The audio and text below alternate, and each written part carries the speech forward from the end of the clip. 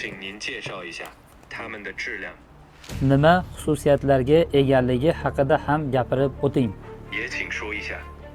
Bizning maqsadimiz xalqimizga sifatli narsani hamyonbop narxlarda yetkazish.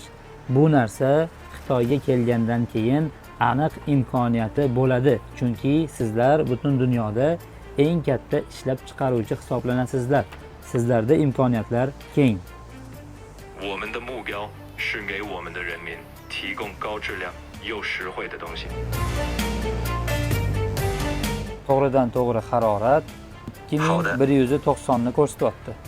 Tonirovka bilan ekan 91% quyoshchi issiqligini ko'rsatyapti.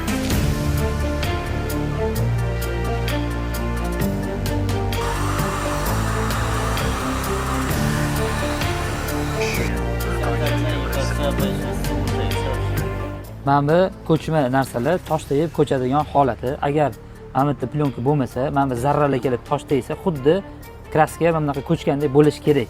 Hozir broni plyonkalikda bitta sinovdan o'tkazib beryaptilar mahsulotlarini. Endi hozir olamizda buni hech qayerda kraska ko'chmadi, hammasi joyida, hammasi norma. Cho'ziluvchanligini ko'rsatib berishyapti. 3 santimetrli plyonka 15 santimetrgacha cho'zilyapti. Mana buni qarang, men bularni mahsulotligini, yaxshiligini sinab ko'rmoqchiman. Biz akam yuzlarini qarang, diqqat bo'lib qoldilar. Qani, pastiga o'tadimi, o'tmaydimi? O, figuralari juda chiroyli chiqdi. Plastiklar uchun laminatsiya qaryapmiz. Mana ustozim aytganlar, bitta mahsulotni sifatini bilmoqchi bo'lsang, hidlab ko'r, tishlab ko'r, cho'zib ko'r, qilib hamma narsa qilib ko'r deganlar.